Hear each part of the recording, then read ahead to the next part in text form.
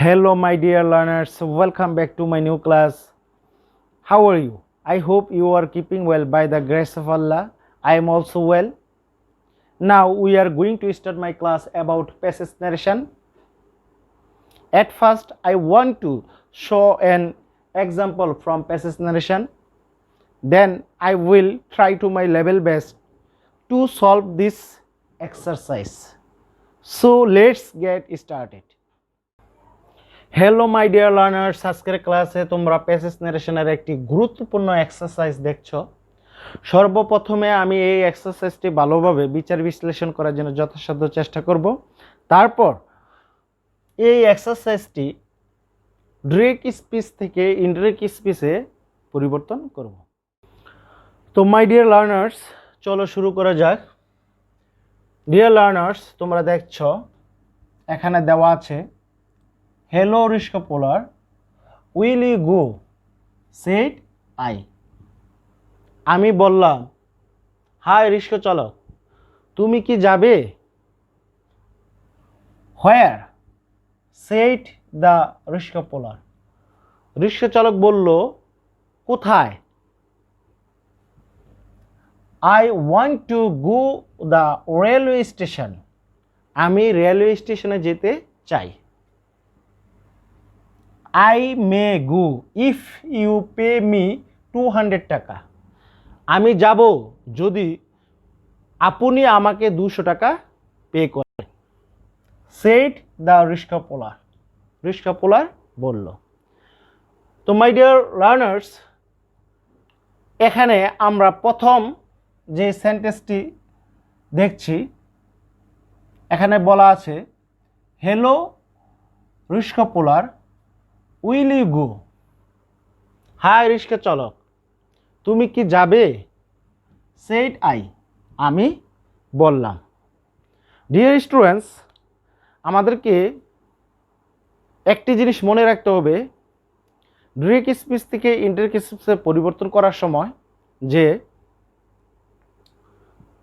বক্তা এবং শ্রোতা কোন উক্তিটি বক্তার, কোন উক্তিটি শ্রোতার, সেটি আমাদেরকে ভালোভাবে মনে রাখতে হবে। তো ডিয়ার স্টুডেন্টস, এখানে আমরা দুটি অংশ পেয়েছি। ইনভার্টেড কমার ভিতরে আমরা রিপোর্টেড স্পিচ পেয়েছি এবং ইনভার্টেড কমার বাইরে আমরা রিপোর্টিং ভার্ব পেয়েছি। তো ডিয়ার স্টুডেন্টস, প্রত্যেকটি রিপোর্টেড স্পিচের জন্য একটি করে রিপোর্টিং ভার্ব থাকা আবশ্যক। যদি আমরা প্যাসেজ নারেশনে কোনো রিপোর্টেড স্পিচের জন্য রিপোর্টিং ভার্ব না পাই, সেক্ষেত্রে আমাদেরকে রিপোর্টিং ভার্বটি ধরেই সেন্টেন্সটি সম্পন্ন করতে হবে।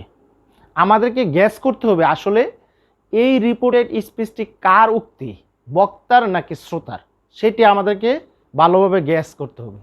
তো ডিয়ার স্টুডেন্টস, আমরা এখানে রিপোর্টেড স্পিচে পরিপূর্ণ সেন্টেন্স পেয়েছি উইল ইউ গো, যেটি ইন্টারোগেটিভ সেন্টেন্সে দেওয়া আছে।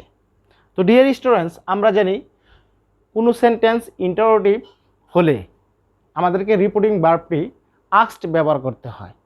তো ডিয়ার স্টুডেন্টস, আরেকটি জিনিস লক্ষণীয় যে আমরা মূল সেন্টেন্স থেকে একটি অতিরিক্ত অংশ পেয়েছি, ভার্ববিহীন অংশ। এটির জন্য আমাদেরকে অবশ্যই ব্যতিক্রম নিয়ম ফলো করতে হবে। যেমন হ্যালো রিস্কা পোলার, বা থাকতে পারে এক্সকিউজ মি, লিসেন, এই শব্দগুলোর জন্য আমাদেরকে অবশ্যই ড্রয়িং অ্যাটেনশন ব্যবহার করতে হবে। তো আমরা এই ক্ষেত্রে কি ব্যবহার করতে পারি? হ্যালো রিস্কা পোলার পরিবর্তে আমরা ব্যবহার করতে পারি drawing the attention of the রিস্কা পোলার। Drawing the attention of the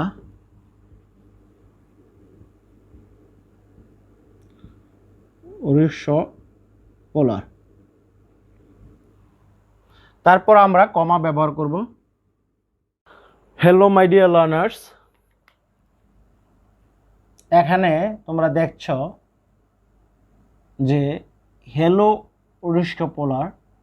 আমরা এই অংশটির জন্য drawing the attention of the rickshaw puller লিখেছি। ডিয়ার স্টুডেন্টস, এখন আমরা মূল সেন্টেন্সটি পরিবর্তন করার চেষ্টা করব। তো তোমরা দেখছো যে উইল ইউ গো, এখানে ইন্টারোগেটিভ সেন্টেন্স দেওয়া আছে।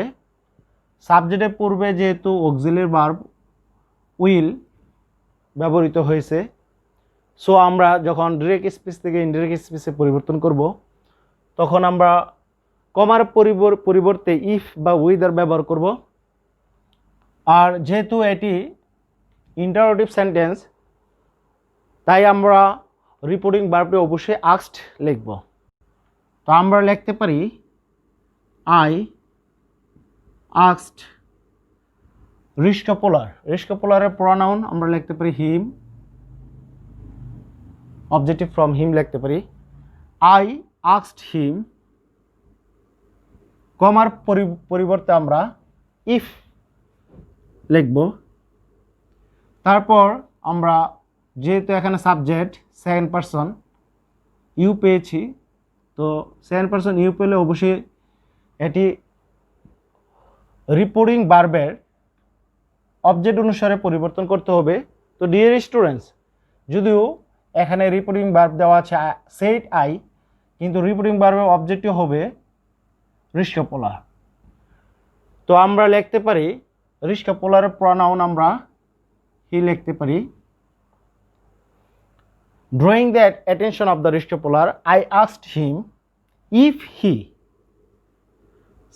ইউর পরিবর্তে আমরা সাবজেক্ট হি লিখব, আর ইউটি সম্পূর্ণ নির্ভর করবে লিসেনার উপর।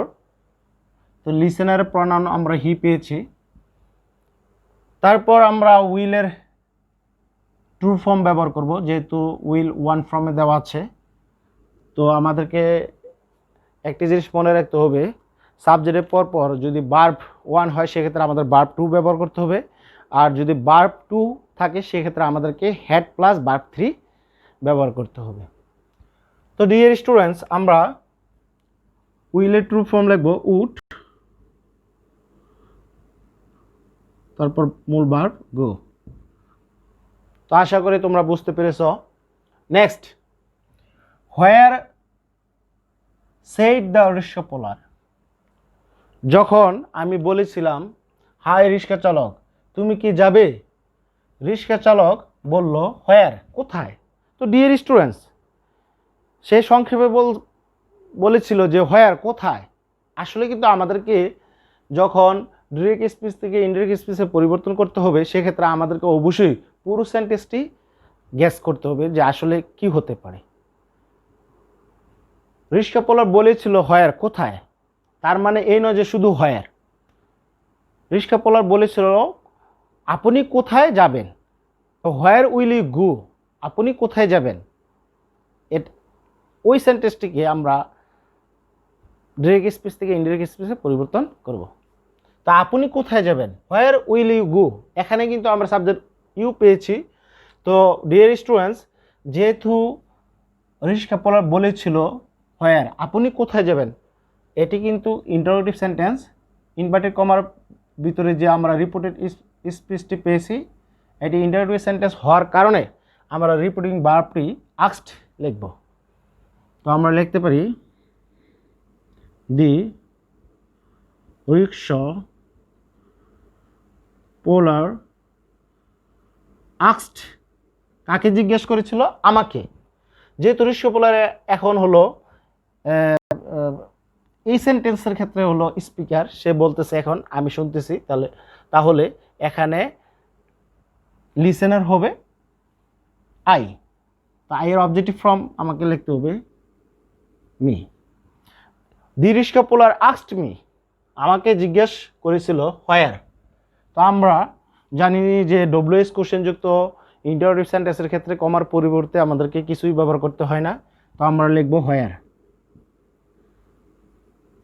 শুধু হোয়ার লিখলে হবে না, আমাদেরকে ওই সেন্টেন্সটি গেস করতে হবে যে আসলে পুরো কথাটা কি বলেছিল। হোয়ার উইল ইউ গো, আপনি কোথায় যাবেন। তো ডিয়ার স্টুডেন্টস, এখন হোয়ারের পরে আমরা সাবজেক্ট ব্যবহার করব ইউ। তো ইউ যেহেতু বলা সেকেন্ড পারসন, তো ইউ সেকেন্ড পারসন হলে রিপোর্টিং বারবের অবজেক্ট অনুসারে হবে। অবজেক্টটি হলো মি, আমাকে বলা হয়েছিল। তো মি এর সাবজেক্টিভ ফর্ম কি, আই। তো ইউর পরিবর্তে আমরা আই ব্যবহার করব। দি রিস্কা puller asked me where I উইলের উড হবে উড গো, আমি কোথায় যেতে চাই। তো ডিয়ার স্টুডেন্ট, আশা করি তোমরা বুঝতে পেরেছো। তো হোয়ারের পরিবর্তে পুরো সেন্টেন্সটি লিখবে যে হোয়ার উইল ইউ গো। যদি এই অংশটুকু আমাদেরকে গ্যাস করতে হবে। তো হোয়ার এখানে ব্যবহৃত হয়েছে ইউর পরিবর্তে, মানে আপনি কোথায় যাবেন, এটা বলা হয়েছে আমাকে। তো আই সাবজেক্ট, উইলের ট্রু ফর্ম উড, তারপর গো মূল ভার্ব। তো ডিয়ার স্টুডেন্ট, আশা করি তোমরা বুঝতে পেরেছো। হ্যালো ডিয়ার লার্নার্স, তোমরা নেক্সট সেন্টেন্সটি দেখছো। এখানে দেওয়া আছে I want to go the railway station, আমি রেল স্টেশনে যেতে চাই। ডিয়ার স্টুডেন্টস, কিছু কিছু রিপোর্টেড স্পিচ আমরা পাবো যেগুলো রিপোর্টিং ভার্ব দেওয়া থাকবে না, কিন্তু আমাদেরকে অবশ্যই রিপোর্টিং ভার্বটি গেস করে নিতে হবে আসলে এই রিপোর্টেড স্পিচের বা এই উক্তিটির কার, বক্তার নাকি শ্রোতার। তো আমাদেরকে ওই প্রিভিয়াস সেন্টেন্সের উপর ভিত্তি করে এটি আমাদেরকে গেস করতে হবে যে আসলে এই উক্তিটি কার। যেহেতু এখানে বলা হয়েছে যে I want to go the rail station, আমি রেল স্টেশনে যেতে চাই। সো এটি কার উক্তি, এটি রিস্কা পোলারের উক্তি না, রিস্কা চালকের উক্তি না, এটি হলো আমার উক্তি। যেহেতু শুরুতে আমরা স্পিকার পেয়েছি আই এবং লিসেনার পেয়েছি রিস্কা পোলার, তো এই উক্তিটি হলো আমার, কিন্তু এখানে কিন্তু রিপোর্টিং ভার্ব নেই। কিন্তু আমাদেরকে ডিরেক্ট স্পিচ থেকে ইনডিরেক্ট স্পিচ পরিবর্তন করার সময় অবশ্যই রিপোর্টিং ভার্বটি ব্যবহার করতে হবে। তো ডিয়ার স্টুডেন্টস, এটি হলো অ্যাসার্টিভ সেন্টেন্স। আমরা জানি অ্যাসার্টিভ সেন্টেন্সের রিপোর্টিং ভার্ব 3 ধরনের হয়ে থাকে। যখন শুধু সেট পাবো আমরা সেট ব্যবহার করব, অথবা সেট টু পেলে আমরা এর পরিবর্তে টোল ব্যবহার করব। আর প্রশ্নের উত্তরে যদি কোনো জবাব দেওয়া হয়ে থাকে সেক্ষেত্রে আমরা রিপ্লাইড ব্যবহার করব রিপোর্টিং ভার্বটি। যেহেতু রিস্কা পোলার এর প্রশ্নের উত্তরে আমি বললাম আমি স্টেশনে যেতে চাই, রিস্কা পোলার বলেছিল যে রিস্কা চালক বলেছিল আপনি কোথায় যাবে, আমি বললাম যে আমি রেল স্টেশনে যাব, আমি রেল স্টেশনে যেতে চাই। তো ডিয়ার স্টুডেন্টস, প্রশ্নের উত্তরে যদি কোনো অ্যাসার্টিভ সেন্টেন্সের উক্তি প্রকাশ পায় সেক্ষেত্রে আমরা অবশ্যই রিপোর্টিং ভার্বটি রিপ্লাইড ব্যবহার করব। তো যেহেতু এখানে বক্তা হলো, যেমন রিপোর্টিং ভার্বের বক্তা হলো আই, তো আমি লিখতে পারি আই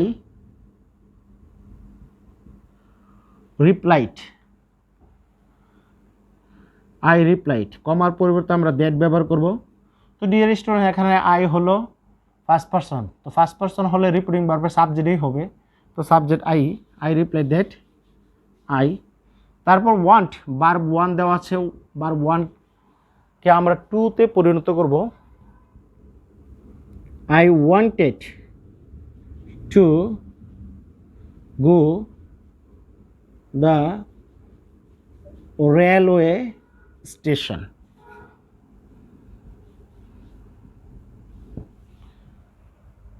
তো ডিয়ার স্টুডেন্ট, তো মাই ডিয়ার লার্নার্স, তোমরা পরবর্তী সেন্টেন্সটি দেখছো। এখানে দেওয়া আছে I may go if you pay me 200 টাকা, সেট দ্য রিস্কা পোলার। রিস্কা পোলার বলল বা রিস্কা চালক বলল আমি যাব যদি আপনি আমাকে 200 টাকা পে করেন। তো ডিয়ার স্টুডেন্টস, ইনভার্টেড কমার ভিতরে আমরা যে সেন্টেন্সটি পেয়েছি এটি হলো অ্যাসার্টিভ সেন্টেন্স। তো ডিয়ার স্টুডেন্ট, আমরা জানি অ্যাসার্টিভ সেন্টেন্সের রিপোর্টিং ভার্বটি কখনো কখনো সেড, আবার কখনো কখনো টোল্ড, কখনো কখনো রিপ্লাইড হয়। তো এক্ষেত্রে কিন্তু আমরা যদি বক্তার পরে রিপোর্টিং ভার্ব তারপরে যদি আমরা অবজেক্ট ব্যবহার করি, সেক্ষেত্রে সেড ব্যবহার না করে আমরা টোল্ড ব্যবহার করব। আর যদি আমরা রিপোর্টিং ভার্বের পরে অবজেক্ট ব্যবহার না করি, সেক্ষেত্রে আমরা শুধু সেড লিখব। আর যদি প্রশ্নের জবাবে আমরা কোনো উত্তর দিয়ে থাকি, সেক্ষেত্রে সেই উত্তরটি যদি অ্যাসার্টিভ সেন্টেন্স হয়, সেক্ষেত্রে আমরা রিপোর্টিং ভার্বটি রিপ্লাইড ব্যবহার করব। তো ডিয়ার স্টুডেন্টস, এখানে আমরা লিখতে পারি দীর্ঘ পোলার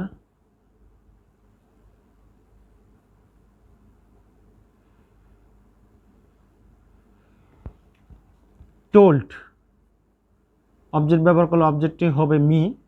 দীর্ঘ পোলার টোল্ড মি, দীর্ঘ পোলার আমাকে বলেছিল, কমার পরিবর্তে আমরা দ্যাট ব্যবহার করব, দ্যাট।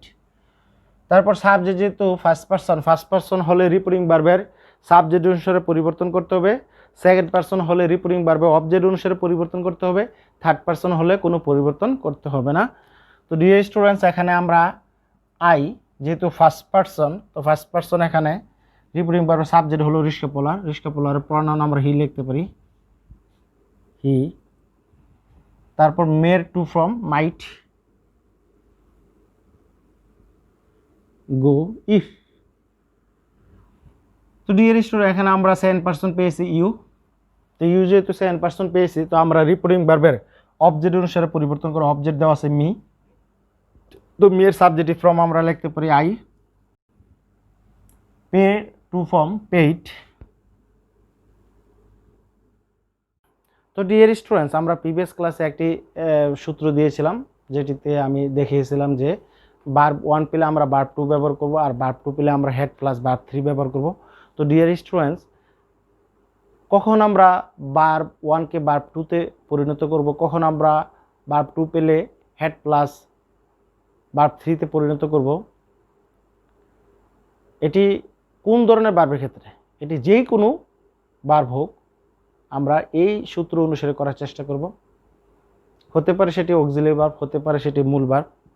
তো ডিয়ার স্টুডেন্ট, মে হলো মডাল অক্সিলারি ভার্ব 1, তো মডাল অক্সিলারি ভার্ব 1, তো এটির পরিবর্তে আমরা লিখেছি মাইট। আর এখানে পে হলো মেইন ভার্ব 1, ভার্বের বেস ফর্ম, তো আমরা এটির পরিবর্তে আমরা পেড লিখেছি। তো ডিয়ার স্টুডেন্ট, এখানে আমরা ফার্স্ট পারসন মি, এটি হলো অবজেক্টিভ ফর্ম। তো যেহেতু ফার্স্ট পারসন হলে রিপোর্টিং ভার্বের সাবজেক্ট অনুসারে হবে, তো দীর্ঘ পোলার হলো রিপোর্টিং ভার্বের subject he. Here objective form মেয়ের পরিবর্তে আমরা ব্যবহার করব, আমরা লিখতে পারি হিম